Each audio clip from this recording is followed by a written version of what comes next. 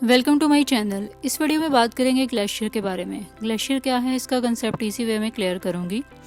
मौसम सरमा में बर्फबारी के बाद मौसम गर्मा में बर्फ़ का पिघलाव और एवेपोरेशन प्रोसेस सारी बर्फ़ को ख़त्म करने में नाकाम रहता है। इस तरह साल ब साल बर्फ़ की मिकदार बढ़ती रहती है। पिघलने और दोबारा फ्रोज़न होने की बिना पर बर्फ़ सख्त हो जाती है, सो ये दानेदार बर्फ़ बन जाती है। बलाई बर्फ़ के दबाव से तहती बर्फ़ सख्त कलमी बर्फ़ की शक्ल इख्तियार कर लेती है। ये बर्फ़ इस बर्फ़ से मुख्तलिफ होती है जो पानी के फ्रोज़न होने से तश्कील पाती है। सो इसके ज़र्रात के दरमियान हवा मुकीद हो जाती है, इसलिए बर्फ़ दूधिया रंग की हो जाती है। जब बर्फ़ की तह खासी डॉटेड हो जाती है तो इसकी निचली तहें अर्ज़ी हरारत की बिना पर नरम रहती हैं और फिसलना शुरू कर देती हैं। इस तरह ग्लेशियर की इब्तिदा होती है।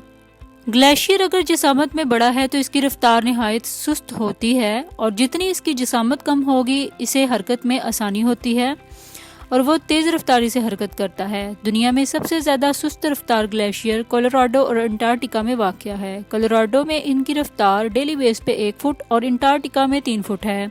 सबसे ज़्यादा तेज़ रफ्तार ग्लेशियर ग्रीनलैंड में है। मौसम गर्मा में इनकी रफ्तार 60 फुट डेली बेस पे होती है।